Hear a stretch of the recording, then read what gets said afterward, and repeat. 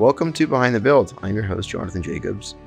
Today I have a practice based out of Toronto, Canada, founded in Toronto, Canada. Multi-award winning practice, trend-setting practice, started in 1970s here in Toronto and has acquired work globally. There have been quite a number of people that have moved through this office over the course of the years. Today I have with me one of the founders and one of the pioneers of, I would say, Canadian architecture. I have Don Schmitt of Diamond Schmitt.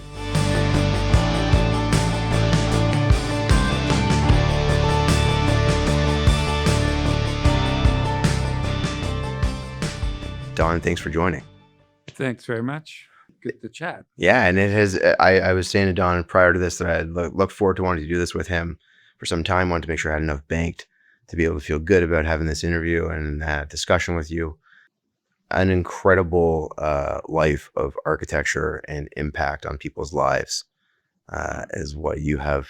You're kind of you to say that. Well, it's true. And I know that there are a lot of people that I have spoken to that have a strong admiration for what your practice has been able to achieve over the course of decades of work. So I know that there are a lot of people that have looked forward to hearing, your story told by you. Sure. Before we dive into Don's journey from South Porcupine to shaping some of Canada's most iconic buildings, I want to take a moment to tell you about a company that shares a similar sense of heritage, craftsmanship, and commitment to people. Kaplan's is a family-run appliance retailer that has been serving Toronto and its communities far beyond the city for generations. Like Don, they're rooted in Ontario's history, built on values that matter: integrity, care, and putting people first. Their service reaches into places like Niagara-on-the-Lake, Caledon, London, Muskoka, the Kawarthas, and Prince Edward County, bringing the same level of attention and hospitality whether you're 5 minutes or 5 hours from the city. But what really sets Kaplan's apart is the experience they've created in their showroom. This isn't a box store. It's a curated, customized space, just like the homes you build or dream about. They even have an in-house chef cooking with the products they carry so you can actually taste the difference.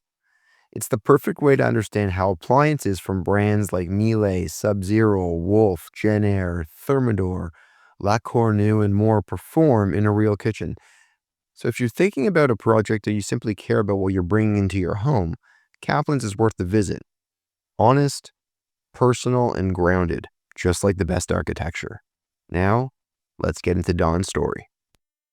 So I would start off with you by asking, can you think back to your youth, as far back as you can, and what got you initially excited about the idea of whether it was math or art? What was the first little excitement you experienced about the idea of getting into this? It's hard to think exactly where one's interest in architecture began. Yeah. I grew up, I was born and grew up in the far north of Ontario, South Porcupine. Okay. My dad was in the mining business. It was a very small town, small place. But in my youth, until I was in my teens, Northern Ontario and Northern Quebec were where I lived. And it's a very, small towns connected to nature in a very direct way, lots of time outdoors, lots of, but all the kind of pluses and minuses of small communities. When I was in my relatively early teens, we moved to Toronto. Okay. And that was probably, that move happened at a moment where you're open, you're curious, you're increasingly aware of the world around you in terms of beyond your immediate family and circumstances. It's a broader connection. And I went to a school, a high school downtown Toronto, and just at Bloor and Spadina. And that was a kind of an interesting introduction to the city, to the urbanity of the city. I mean, traveling on transit, but being on the edge of the University of Toronto campus and seeing buildings like Massey College or Trinity College or University College, these great Gothic buildings, great modernist buildings by great architects like Ron Tom. Mhm. In those few years, that was very formative and very powerful influences. I think just getting to know the city, getting to know the fabric of the city and how it worked. Did you know at the time who had designed some of those I buildings, or I was that something that didn't. came later? To be honest, I Yeah. didn't, but I just, innately you kind of appreciate the quality of not only the buildings, but the spaces between the buildings, the Yeah. quads, the kind of playing fields, all of that urban context was and campus context, it makes an impression on you. And I was excited by particularly the downtown of the city. So yeah, that I think then also coincided with my getting a book for Christmas when I was maybe, I can't quite remember, 12, 13, called The Master Builders. And it was written by Peter Blake. And it was basically one book with 3 chapters: the biography of Le Corbusier from France, biography of Frank Lloyd Wright, and Mies van der Rohe. And I thought, it was just an exciting focus on the lives of the 3 probably most influential architects of the 20th century. And What was the catalyst to give you the book? Had you started to express well, interest in actually, this? it appeared. I think my parents got it for me. Yeah. Maybe there was something in what I was talking about that made them think I'd be interested. I actually don't Yeah, know. fair. But I got the book, and I remember basically, like from the afternoon of Christmas Day, I read it straight through over the course of the next day or two, and was completely mesmerized by it. So And they then knew. they did know, I guess. And then, you start to dip into, all the kind of books that Frank Lloyd Wright wrote. Anyway, just started to kind of explore and get more and more interested. So were you then asking your parents to go and see some of this? Or was that No, not, that I itch wasn't there wasn't. yet? But I was coming up in a couple of years to the end of high school. And in those days, there were guidance counselors who Yep. gave advice about what comes next. Yep. I And had one of those. and guidance counselor said, "So Schmitt, where do you want to go to? What are your thoughts?" And I said, "Well, I'd really be interested in architecture." And I always remember he reached into a file drawer and pulled out whatever file he had on me and read it, like aptitude tests or whatever. And I remember him saying this, and he said, "You don't have a big enough engine to, in other words, you're not smart enough to Yeah. do that." And I don't know. Tenacity of people that are supposed to be out there like promoting you and No, bigging you up. he shut me down Yeah. immediately. And, you're at that age, it's like, oh, geez. So I actually didn't apply. And I went into kind of the general arts program at the university. And after about What university was it? at Toronto. Okay. Toronto. Okay. And after about a year there, I thought, interesting music, history, literature, film in this college, all great. But, I went and hung out at the architecture school, met some people there, thought this is a great life. Like there was just a buzz and excitement and intensity around that place that was missing in the undergraduate sequence of, going from building to building, from class to class, Mhm. sort of disconnection. It was a very intense It was a hub, community. right? It was a crossroads and a Yeah. hub, and Yeah. it was intense. So I thought of, so I applied to a few universities, McGill and a few. I was accepted in all of them, but I decided to go to U of T just because I loved the downtown and wanted to live in the downtown. And so when you were in school, did you still live at home, or did you No, end up no, going to res I or had, apartment? well, with a couple of friends had a place. Yeah. And was there a specific course that you can remember, or a professor or a project that you had while you were in school that you really felt was Interesting. I mean, there were very memorable professors at the School of Architecture. Mhm. The very well-known Peter Pragnell was there. I always remember a kind of first-year course that we were asked to, it was what excited me was the studio courses where you were making things, Right. and summer camp, designing a summer camp. And there was this great professor named Doug Engel who was my studio professor at the time, and I built this sort of land work project that he loved and he coached, and it was a very, very exciting term for me to kind of do that, and he loved it. But then you always go for the kind of end of year juries, and the end of year jury, he was not there, but Peter Prangnell, who ran the school, was there, and Peter didn't like the project at all and kind of ripped it apart. Doug Engel was hugely supportive. So in that sense, the kind of the beginnings of all the kind of tensions and disputes. And Yeah, and I was just thinking of the friction you have to deal with. You'd have to deal with it on the way out of high school and now into university. Yeah, Yeah. And so it was, but it sets you back on the one hand, and you kind of are disoriented by thinking, I thought what I was doing was really good. And then, but I think it begins to kind of strengthen your resolve to say, actually, I, relied on, it meant a lot to me that Doug Engel, who I respected hugely, that he was very positive about it. And I thought, you know what, stick to what I think is important. And I think it's been a kind of, relying on your own judgment is something that I've taken seriously. In architecture, there's always, you're always encountering all kinds of positions and opinions and approaches and criticism. And a lot of opinions. At the end of the day, you have to decide what you think is right, what you believe in. And I think I've always been able to do that. Yeah. And it sort of began maybe at School of Architecture. Something that really strikes me listening to Don is how much of his early foundation, the way he describes space and trusts his instincts, ends up showing up decades later in his work.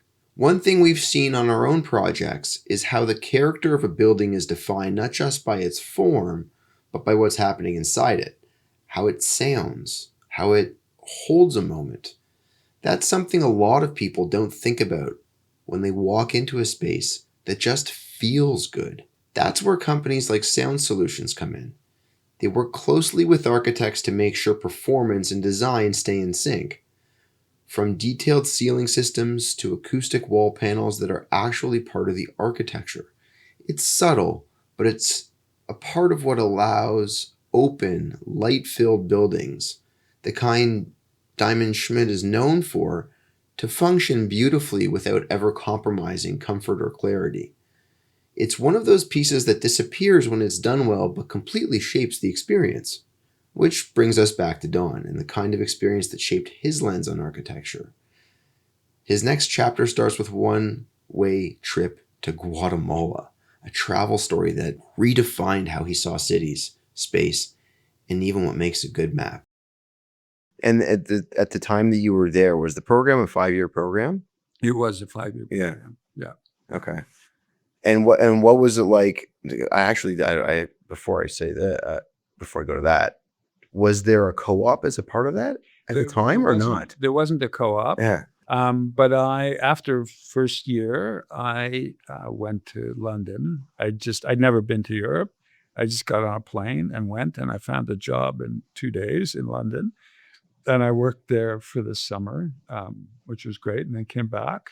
So I was traveling a bit, and I did 3 years, and then I took a whole year off just because it wasn't, not walking away because I was frustrated, but just I thought I'd by that point been to Europe a bit and, knew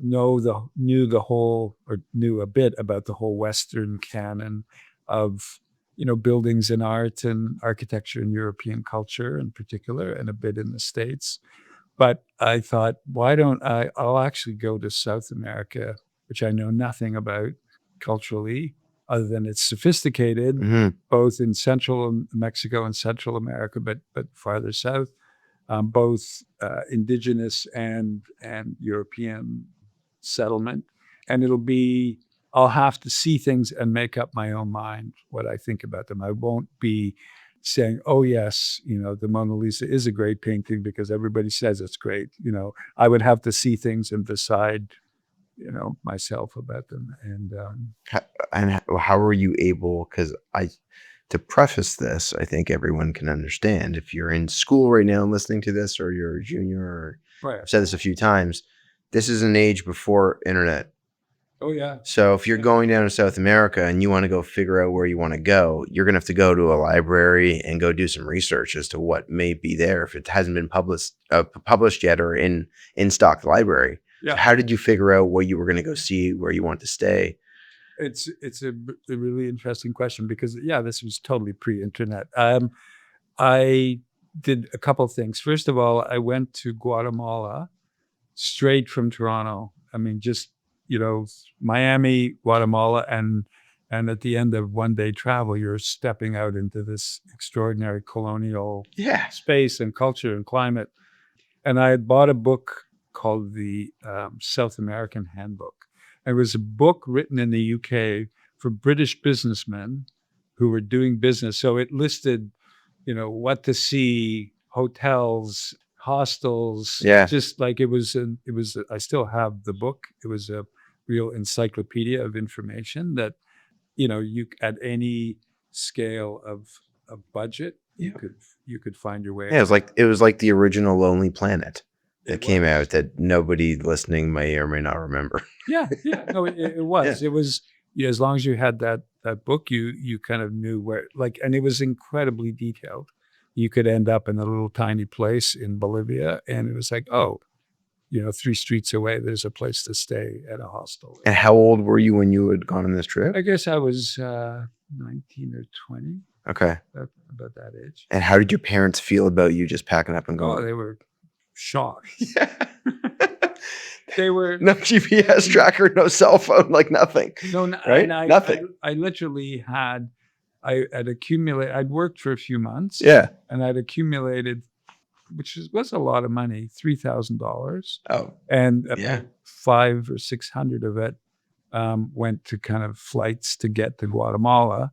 And for the next 9 months, I traveled on $2,400 or $2,500 around all the way down through, the West Coast, through Peru and Bolivia and Chile, and across to Argentina, up through Brazil and even the Guyana and French Guiana, Suriname. Can I ask you, what was the most obscure thing that you can remember you ate while you were there? From a paper bag of dried insects. Yeah. Passed to me like a bag of potato chips on a bus in the interior of Brazil. And do you remember opening that bag and be like, well, I guess here we go? By that point, you were pretty used to a kind of pretty wide diet at that point. And then, but it was a kind of amazing thing. And so where I began was saying going to Guatemala to a school in Antigua, in Guatemala, called the Proyecto Lingüístico. And it was basically learning Spanish for 6 weeks. That was the first 6 weeks, was just to learn the language. So that, you had the guidebook and you had enough language to get by. Yes. And I went from there. But the other thing is, in Antigua, discovered this Spanish guide called The Laws of the Indies, which, when the Spanish were settling Central and South America, they actually had a published set of regulations about how to set out a community town, a town plan. And 25 blocks, central square, colonnaded, the church, the market, the government, the institutions around the square, and then 4 neighborhood squares locally based. Yeah, emergency services as you need them in those. And all based on a conception of what heaven was like, a kind of a map of heaven. Yeah. And whether, you're in Savannah or in Colombia, in the most perfect version, one of the most perfect versions is Antigua, where I had landed in Guatemala, but all through South America, all the cities, large and small, many of them are based on those initial urban plans. And do you remember what the how many square meters it would have been, or you know, I don't remember the square okay. meters, but it's 25 blocks. 25. Okay. 12 blocks by 12 blocks. Yeah. Okay. Yeah. It's interesting, right? How that perspective can shape what comes later. Yeah. What it did was kind of say, oh, well, I'm looking at a very specific approach to thinking about city building, organizing, making public institutions, neighborhoods. So a bit like in the back of your mind, you're not even aware of it, but it began to kind of shape the lens that you're looking at. Listening to Don talk about how cities and streets shaped his perspective really reminds me of how important movement is, not just in urban design, but inside buildings too. Later in this conversation, Don's going to describe a project that really captures that, the Sick Kids Research Tower, where the stair wasn't just a means of getting from one floor to another, it was the heart of the building's design, connecting researchers across disciplines and levels through a beautifully integrated circulation system. That's exactly the kind of thinking Berman's Stairs supports. They collaborate with architects to deliver stairs that are sculptural, structural, and seamless. Whether it's a floating steel stair in a modern home or a multi-floor centerpiece in a public building, their work doesn't interrupt a space, it defines it. So if you're designing a space where the stair actually matters, where it's visible, functional, and experiential, Berman is the kind of partner that belongs in the room early. To find out more, feel free to email me. It's Jonathan, that's Jonathan at waldenhomes.ca, and I'm happy to connect you. And did you have a camera with you on this? I did, yeah, black and white film. And do you still have those Have pictures? Photographs, yeah.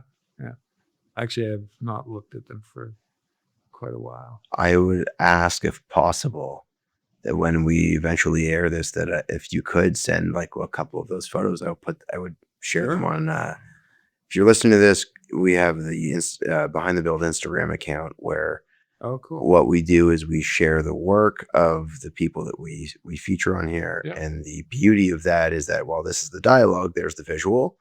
And the nicety to those stories is that this kind of fun stuff No. can be shared, and people can understand what you saw then and what it looked like. Yeah. Okay, so you spent how many months? Well, was it a full year in South America? It wasn't 12 months. I think it was about 8.5, 9 months. Okay. Yeah. And then did you stop somewhere in the US before coming back, or did you come straight back to Toronto? No, I came straight back to Toronto. Okay.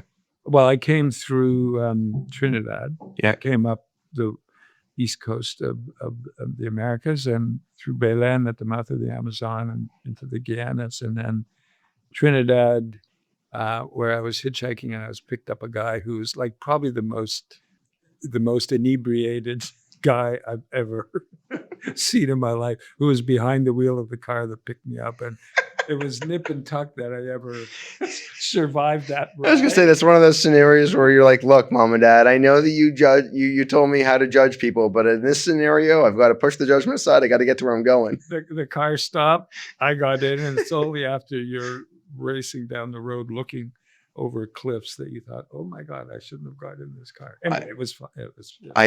On the same topic, I have one of my brothers was traveling. He backpacked Australia and New Zealand. Oh, cool. And he told us the story afterwards, but he had hitchhiked in a van. He hitchhiked all across New Zealand, but he got into a guy's pickup truck. When he got in, there was a chainsaw, an axe, and a milk carton as his seat, as the passenger seat. So he got in. That was it. And he looks and he sees everything. He sees the guy.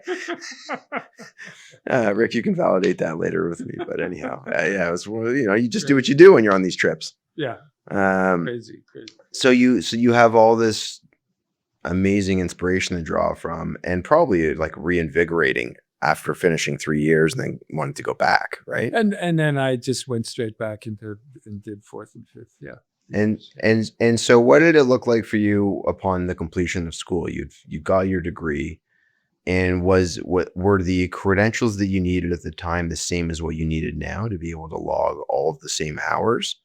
Or what did that look like? I mean, you're right. There was a process of needing to kind of get the right mix of experience, to have your experience signed by your employer, to sit the exams, all of that stuff. Yeah. I just at the end of my last year, I just went straight out into starting to work in Toronto. Okay. And my ambition, which I did, was to just get through that as quickly as I possibly could. Like I did it in less than 3 years, just to get it done. Get it done. Yeah. Check that off the list. So And had you known at that point over those 3 years, like your ambition was to try to go and find your own practice, or were you not sure of that yet and you just wanted to try to sort absorbing everything? I What was that like? worked. I mean, I had worked for firms in the UK Okay.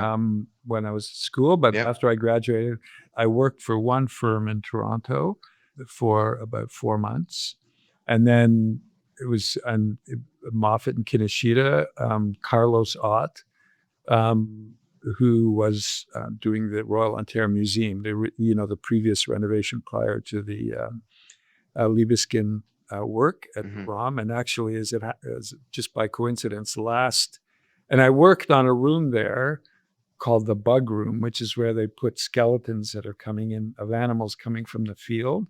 And it's filled with these carnivorous bugs who pick the skeleton perfectly clean. And I was in the ROM. We're bidding on doing work for the museum in terms of their collections and exhibition areas, and spent a half a day in the space that I had drawn last Monday. So, so it's like decades later. Yeah. It's still there. It's still running. So it was kind of interesting. And for me, also got to be in some ways fulfilling, right? You see it's great to see it. It's still there. But of course, we probably also heard last week a mouthful about what not right and what. Anyway, that's another story. But, That's okay. But no, and then that work ran out in the kind of fall, and I was hired by Jack Diamond, and my idea was to stay, maybe a year, accumulates, some money, and then go back to Europe and practice in Europe. Or anyway, I wasn't sure, but one thing led to another. And it's just been a continuous run with Jack. And until now. Well, so that's a really, really good way to summarize a couple decades. It's Well, it was it.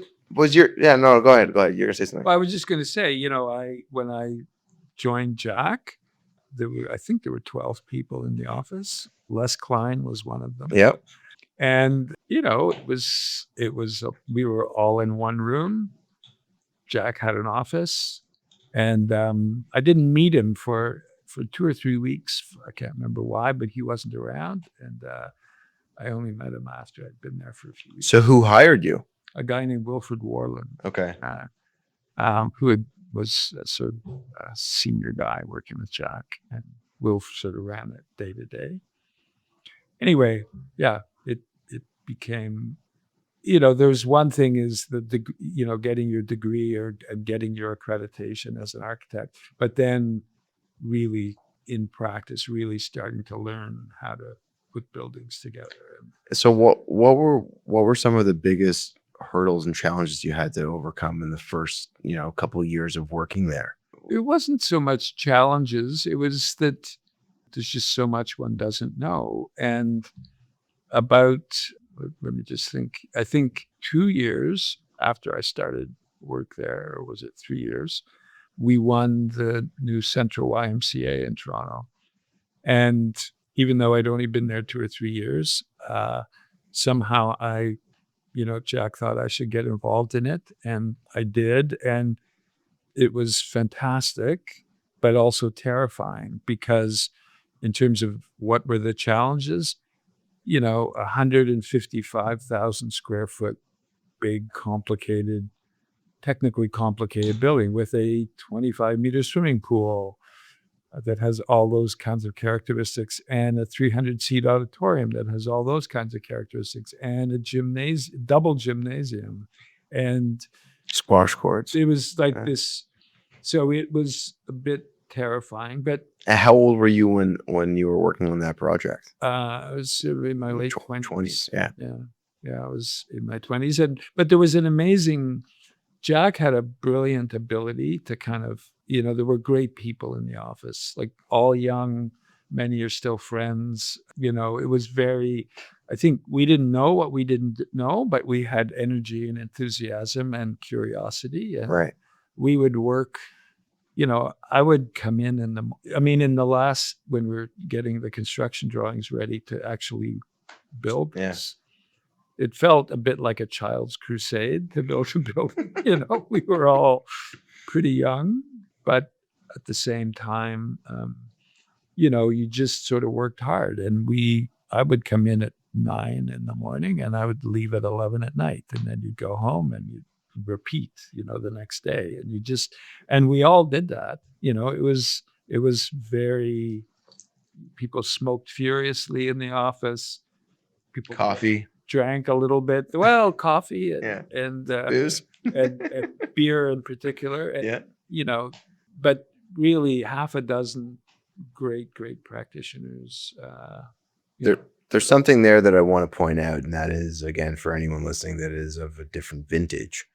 You just said that you were working from 9 a.m. until 11 p.m. Yeah. And that there's mostly out of fear that we would mess it up. Right. Yeah. But also because the work had to be done. That's true. Right? That's true. So there's no exaggeration to this. Like, that is, you're talking about working a 14-hour day. Yep. Right? Because the work called for it. Yep. And I'm saying this because the mentality sometimes can be, I want to work from 9 till 5. Yeah. Right? And that's all I want to put in. Yeah. And if you have ambition for your life, you're going to probably put in more than 9 to 5. So just a reminder for that. Yeah. I think it's an interesting point. I mean, at a certain point, at least, and I'm just speaking for myself, but if you decide you want to really be good at it, at whatever you're interested in, music, art, writing, whatever your kind of focus is, it just meant putting in the time, doing it, realizing you hadn't done it as well, wasn't quite right. You needed to do it again. Like, it just, and at a young age, you have the kind of energy and interest to do that. And it's what it took to make it good. Also, without the commitments of family and children and a mortgage and all of those things. Yeah. You can just focus in and hone in on that one thing that you're really into. Yeah. But there were, it was a great group of people. I mean, Pat Hansen, who has this fantastic career in the office, in the city, Victor Young-Collins and David Miller, from MJMA, and Derek Rebbington, and, it goes on and on. Like, there was a really, John Sewell's, like a stellar group of people all working together. It was very exciting. We had a good time.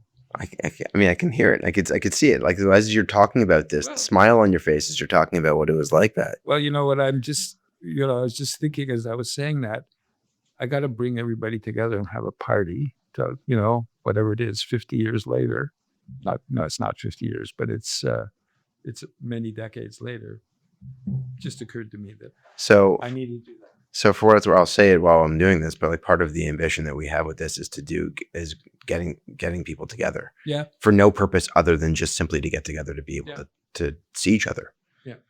It's one of the other ambitions of Behind the Build. So because of what you just said, you get busy with life and you forget that, it'd be really good to just get together and have beers there. Right. Well, I see lots of, Pat and I had dinner a couple of weeks ago, and I saw John Sewell's recently. And, you see everybody, but I just realized it's a moment. Well, I'm glad that this did that. Thank you. So then tell me what it looked like as the evolution of your career started to really jump off. Yeah. Were you did you have an interest in a certain typology of architecture, or was it really just architecture, or what did that look like for you? Yeah. It's, Jack was, I think one of Jack's strengths was as an urbanist and as a teacher and as a person, I should say, who created excitement around and was enthusiastic about the practice of architecture. And so as a young architect, I mean, there was always a high level of conversation in the office, lots of discussion, lots of exploration. And, he had ambition to do the right thing socially in terms of, you know, community supports, community engagement, urban engagement. I mean, he had a kind of political dimension who understood how the city worked, and the role that important public buildings could play in the city. So that was a great education, and he was always interested in having the conversation more than, I mean, he drew, but more than working on buildings. I mean, what was always interested in me on the Central YMCA that I was talking about earlier, he really, I mean, was involved a little bit, but he would mostly, stay away from that. He was very interested in the kind of policy and ideas and community and urban issues. So it was both a great way to learn, but you had a lot of rope at the same time to kind of execute and do work. And we did, decade after decade, lots of buildings, and increasingly, always university and public buildings, academic spaces. In the early days, relatively little housing. He and Barton Myers had done, Hydro Block, Beverly Place, and Sherburne Lanes. They had a very strong reputation as good architects for housing, but we didn't do much in maybe the first 12 or 15 years that I was in the office. That wasn't part of what we were doing, but it was a small practice. It was only in the kind of mid-late 90s where we started to get more larger public. I mean, we'd had the Y, and there were always good public buildings along the way. So let's delve into that. And because there comes a point where you're either answering the RFP or you get invited to something. Right. So how did you land some of the first few big projects that you felt really changed the trajectory of the business? Well, it's very little work, even in those days, walked in the door. Okay. Certain kinds of firms, I think, do have the greater proportion of their work is people who are, whether they're doing houses or commercial focus to their practice, that, there's lots of repeat.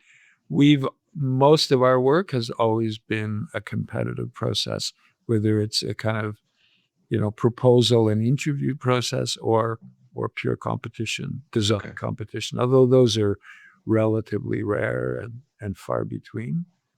But it is highly competitive, and you have to work hard for every project against, very, very good people in a very competitive environment. But things like the Symphony Hall in Detroit, that was in the 90s. That was 5 architects shortlisted, and an interview process, not a design competition, but an interview process. And things like that, or the engineering building, the Bain building at the University of Toronto, School of Journalism at the University of British Columbia, always interview and selection process. And how did you prepare?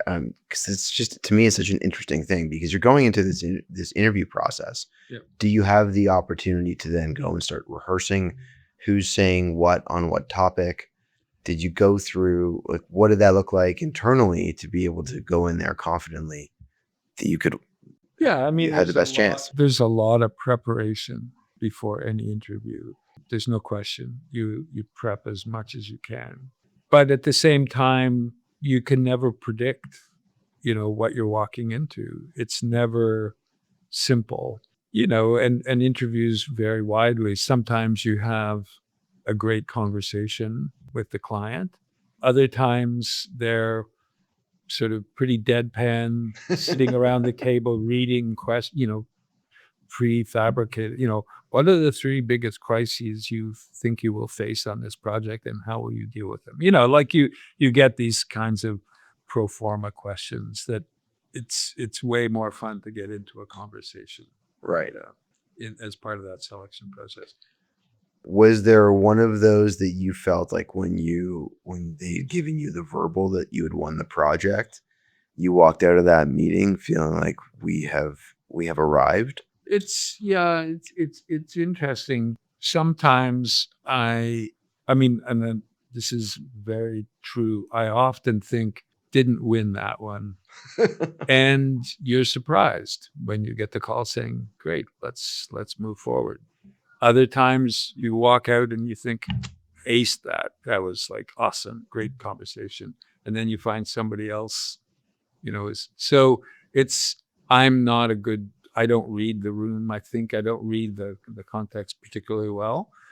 So sometimes I'm completely surprised by winning or losing, when I thought the opposite might be true. Is that a byproduct of you trying to think about the areas of opportunity that you might have missed?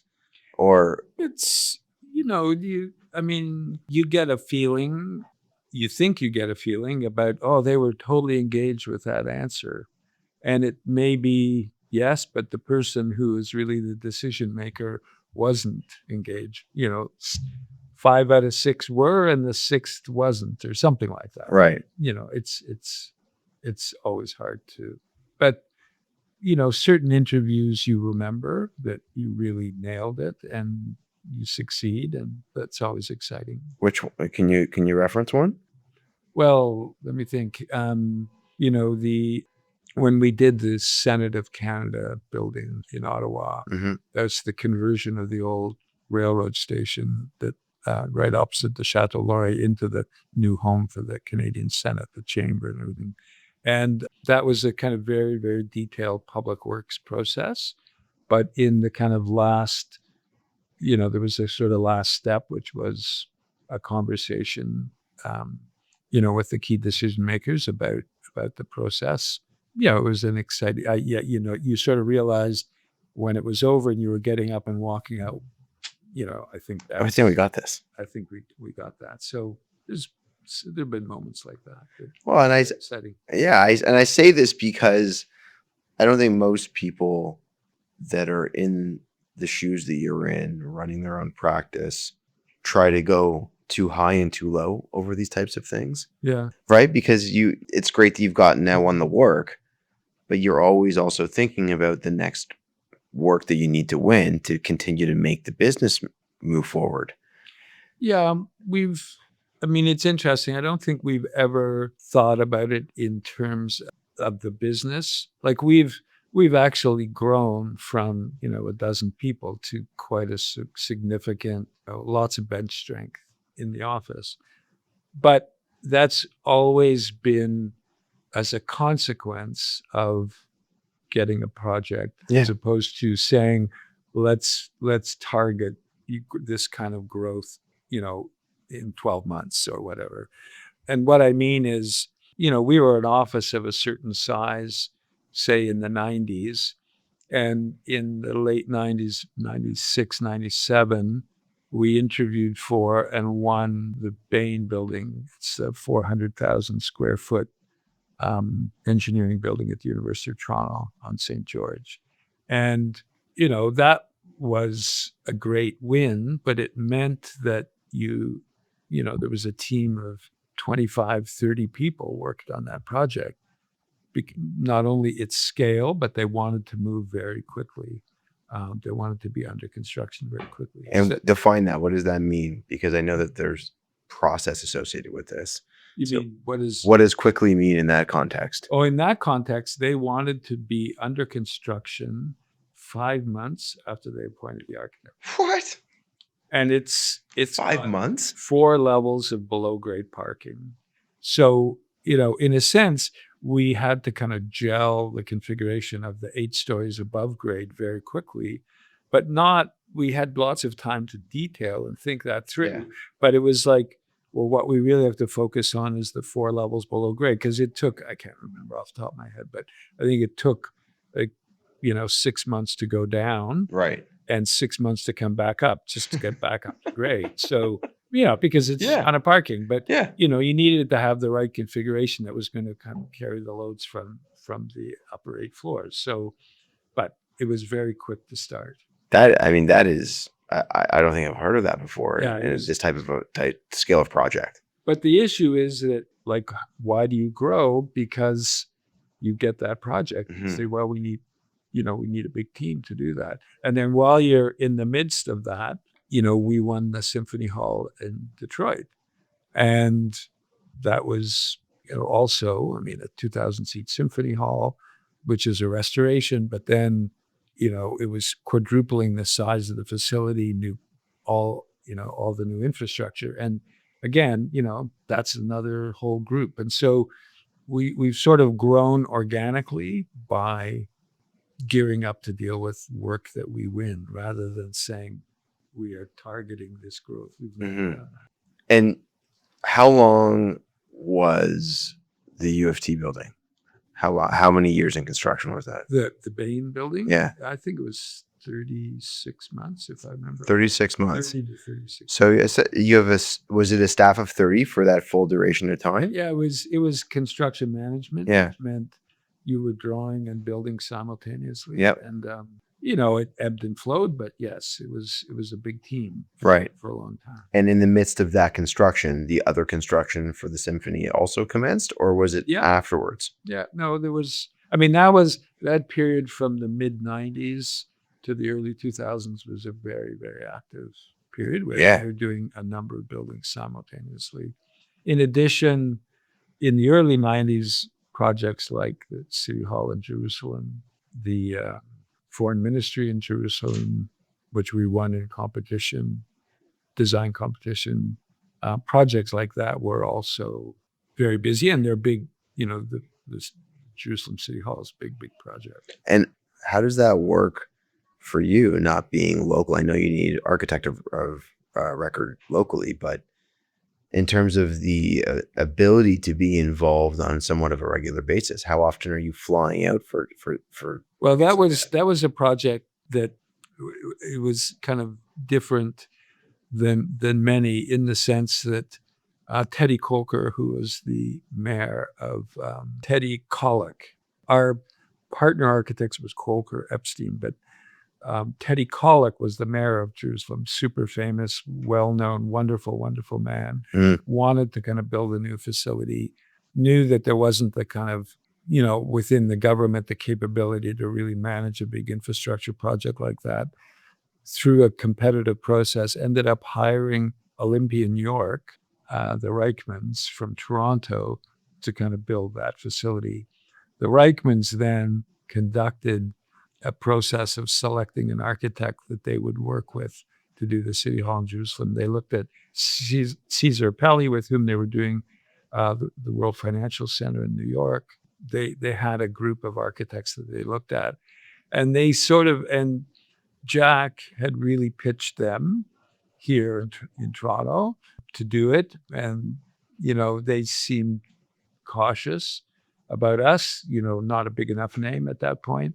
And then I think when they talked to Caesar Pelli and others, they began to think, actually, these guys in Toronto will be more focused, more attentive, like Caesar Pelli's doing, a whole Yeah. portfolio of work. We're going to get more attention from Diamond Schmitt. And so that led to our being selected for that project. And then once we had done that, we were shortlisted for the competition for the Foreign Ministry Hmm. and the parliamentary precinct in Jerusalem. So anyway, I mean, it's always interesting. Yeah, I mean, it is. You're talking about this is the evolution of the practice, right? Right. And how you win these individual projects, which leads to the growth, which then leads to bringing in more people, and then we've got to look at a different insurance package for the staff we have and the office space.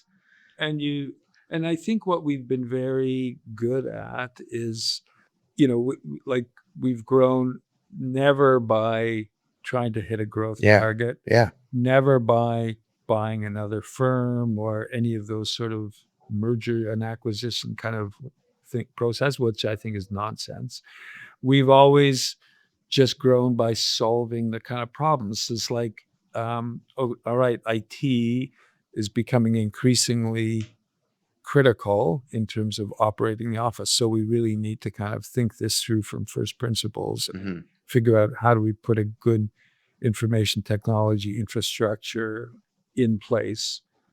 How do we deal with, as you're getting to a certain size, I always used to deal with all the HR issues. And it was like, wait a minute, I want to be an architect and I'm spending hours Right. dealing with this. So then you start to organize areas of expertise, HR, in finance, information technology, business development. We're writing proposals and, or graphics, business, managing all the kind of graphic infrastructure of the office. Anyway, a myriad of Yeah. things that you sort of, and one at a time, and maybe a bit slowly in our case, but we sort of, okay, we've got to confront this issue. Let's sort it through and figure out a solution. So do you remember when you started to feel like the practice was large enough that you needed to have those independent It's probably 25 years ago. 25 years ago? We were, maybe I'm not remembering quite accurately. Like the early 2000s, late 90s. I think so. I mean, that's when, you really were aware you needed more infrastructure to kind of operate the office. But we always worked it out from first principles, never, getting advice, of course, along the way. But we always, rightly or wrongly, decided to kind of invent our own Mm-hmm. structures. And I think that's what that allows us to do is keep the kind of focus and integrity of the office in its main focus, which is trying to kind of do great design work and execute really well. We fail lots as much as the next person, but I think it allows us to keep our focus. And in a way, people say to me, well, such an office, doesn't it drive you crazy? And, doesn't it get in the way of doing the work? Like just the scale of the office. And my answer is completely the opposite, in the sense that I don't have to worry about any of that stuff. I actually spend, 60%, 70% of the day just like working on projects, drawing, designing, thinking it through, meeting with teams. It's like you're having the infrastructure liberates you from that, and you can really focus on what you really care about, which Well, is and what making good buildings. Yeah, and what makes the practice essentially more efficient, right? Fair enough. Right? Fair enough. Because you're not bogged down with the things that you're not necessarily as good at. And there's a lot of those things I'm not good at Right. at all. Like, I don't want to negotiate contracts. Like, I'm not a good negotiator. There's other people who will do that much better than I can. So you send someone else in to buy your car for you. So when you look at the evolution of the practice, okay, and they're kind of advancing through these last 25 years from the early 2000s to now, have there been or are there projects that you feel are like the really like key milestone projects that, or even like moments within a project that you feel really connected to what you had always kind of looked to want to have?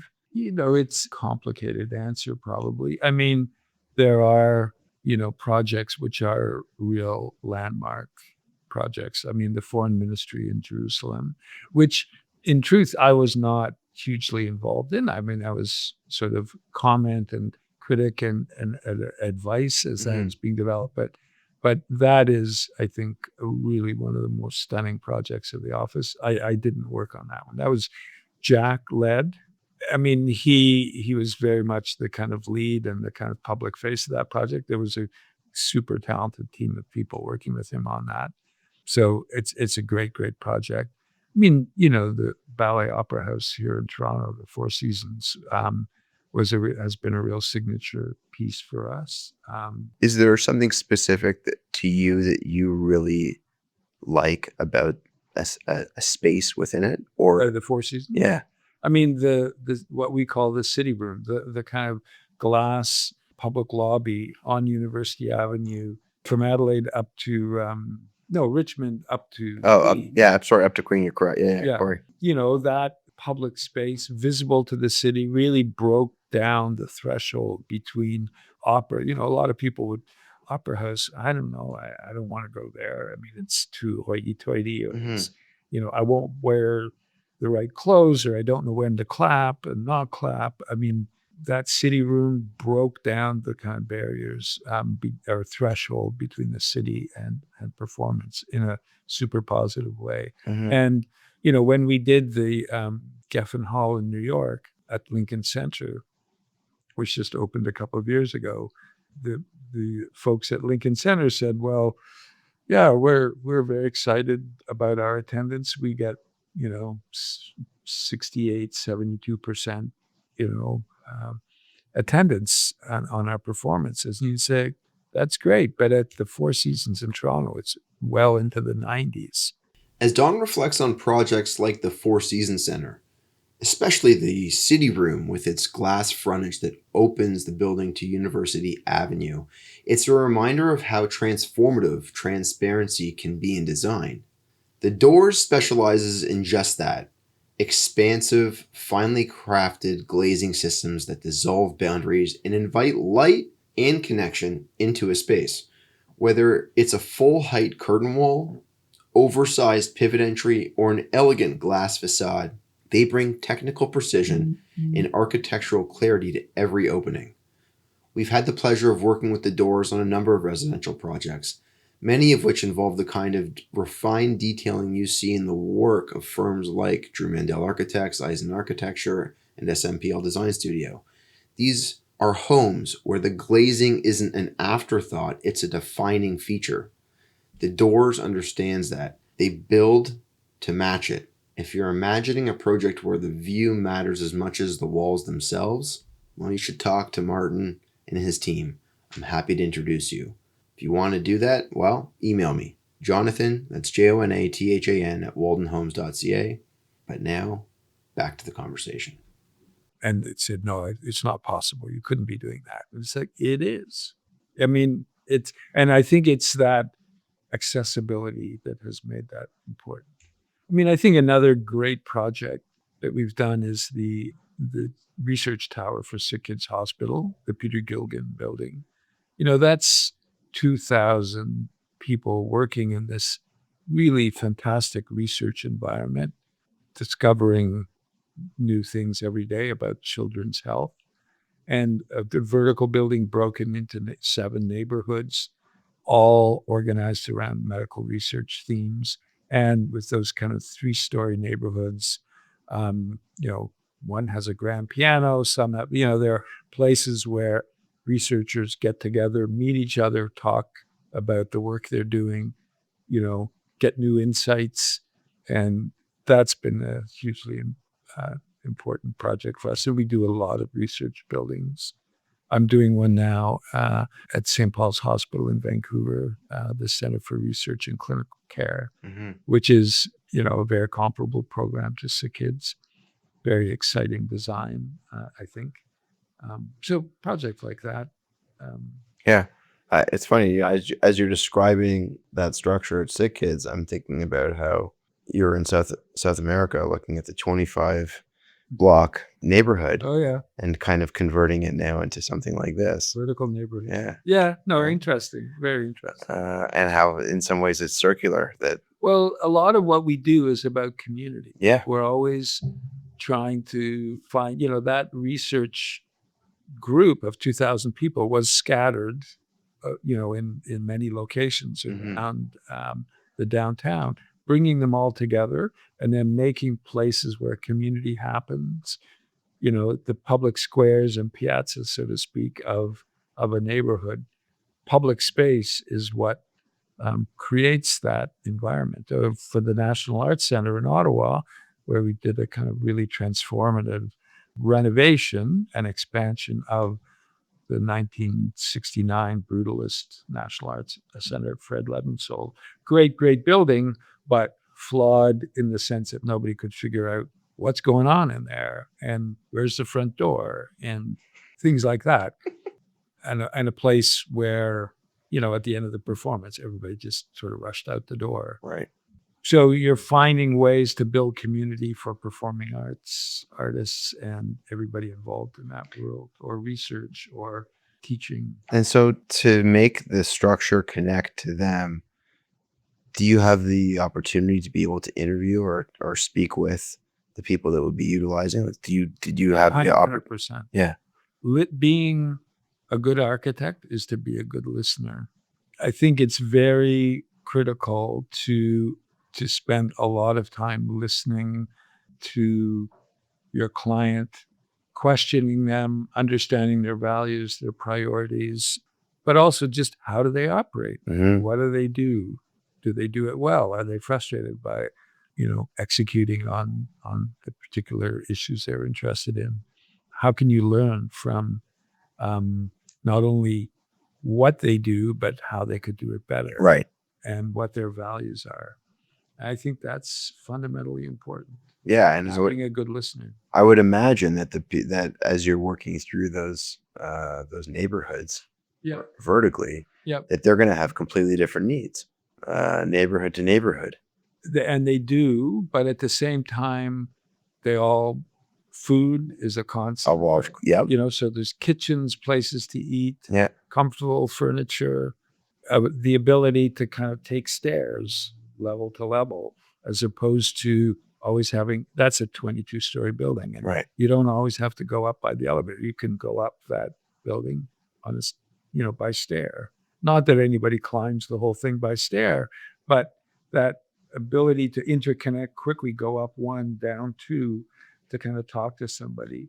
And I'm unfamiliar with the building, so how are the stairwells in direct line, or are they They're different areas of each floor? They're curvilinear stairs. Okay. Part of these very curvilinear neighborhoods that Yeah. are on the outside of the building. Okay. Big glass fronting on Bay Street, and so the stairs are meant to be informal, convenient, kind of a fun way to go level to level. Right. And it meant that we could take out a whole bank of elevators in terms of reducing cost.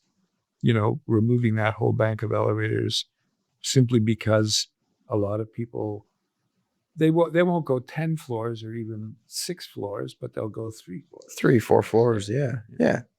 I mean, most people nowadays are wearing fitness watches, and you just want to track the number of flights of The steps. stairs you're doing. Yeah.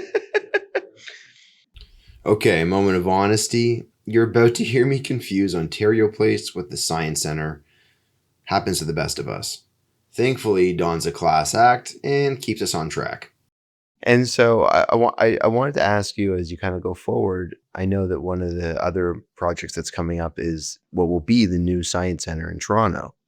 And I know that there have been people that say, well, like, why do it? And how could you, and what? And I mean, I will say, I feel someone's going to design it. The government has made a decision that it's going to go there, and they're not reversing that decision, no matter how much pushback has been made. Mm-hmm. So your involvement in it, what did that look like? Well, just to be clear, we're not involved in the Science Center project at all. Oh, okay. We have no role in the Science Center. We do have a role in Therma, which is a spa, a big health and recreation, warm water-based indoor and outdoor spa. Okay. Place, but that's completely separate from the science. Okay. Yeah. I mean, it's the Ontario Place thing has been sort of interesting and hugely disappointing in a way. In essence, who doesn't want to see Ontario Place being one of the most exciting places, public places in the city? It's a key opportunity. And when it opened in the late 60s, it was explosive in terms of the interest. It represented, innovation and great thinking about both pavilions, exhibition pavilions, but landscape, on this artificially created, they sank 3 lake freighters, and it's all landfill in the lake. And it was sort of Ontario's answer to Expo 67, but it was enormously exciting. And, 3 million people a year, and we're talking 50 years ago, 3 million people a year. The city was much, much smaller than it is now. We're going to kind of visit this extraordinary place. But it, with by 2010, like not even 40 years later, the attendance had dropped to kind of 300,000. So it was, and why is that? I mean, one of the great spaces at Ontario Place, certainly the Cinesphere and the kind of pods. I remember seeing Jurassic Park at Cinesphere. Yeah, and amazing, amazing building. Yeah. And but also there was a great children's play area that was really, really brilliant. And Eric McMillan was the designer of that, and they demolished it. It was built in 1970, and it was demolished in 94. And there was a kind of big swimming pond on the West Island, which was demolished. There was great landscapes, lots of which were removed. I mean, the forum that Eb Seidler and his team designed was one of my favorite places to go see music. You were outdoors. There was a stage that was all, you could picnic on the lawns overlooking. It was fabulous. It was all removed. Like within 30 years, it had really, and, it was closed, at least the West Island, because it was dangerous and unsafe. It was closed in 2012. So, the argument is that it is a crown jewel that needs to be preserved and must be respected. I get that, but what parts are the crown jewel? The Cinesphere is currently and people will say it's all being demolished. No, the Cinesphere is being repaired and restored as we speak. The pods are being restored as we speak. It was John Tory led a public inquiry about what to do about Ontario Place.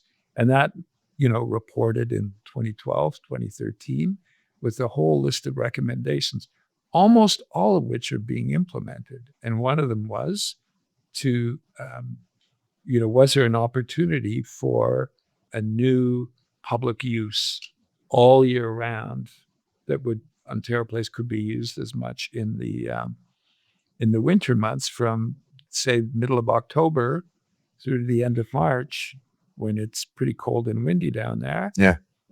Could it be used in those months as well as in the summer months? The opportunity is for this extraordinary place. It's an extraordinary opportunity on the waterfront. What does one do with it? Does one simply let it sit as it is? Frankly, most of the West Island, 30, 40% of it, not most of it, 30, 40% of it is a kind of bit of a dangerous ruin that's fenced off, access has been prohibited, etc. So other landscapes, there's a lot of talk about the great landscapes of Michael Huff. And believe me, I'm a huge admirer with Michael Huff. When we did the Earth Sciences Center at the University of Toronto, which I did, who was our landscape architect? Michael Huff. And he said, one of the North Courtyard there, he said, my favorite outdoor space in the city. And we, again, worked with him on Evergreen Brickworks, a precursor. So that sense of understanding the value of the landscape, but the landscape had been compromised. The uses on the West Island had been compromised. But the previous Liberal government in the kind of 2017 put out an international call, as recommended in the public consultation report from 2012. Let's find a new use, a new activity to reanimate Ontario Place, to return it to the huge draw that it used to be in an important public place. So competitive process internationally, 34 submissions, Price Waterhouse and KPMG running the selection process. And our client, who we met in London, England, said, would you work? We're going to enter this competition for this site because we love the site. Yeah. Would you work with us on it? Are you interested?" And we spent a few days talking, figuring out, and we said yes. And we produced a design and a whole approach that was the winning bid.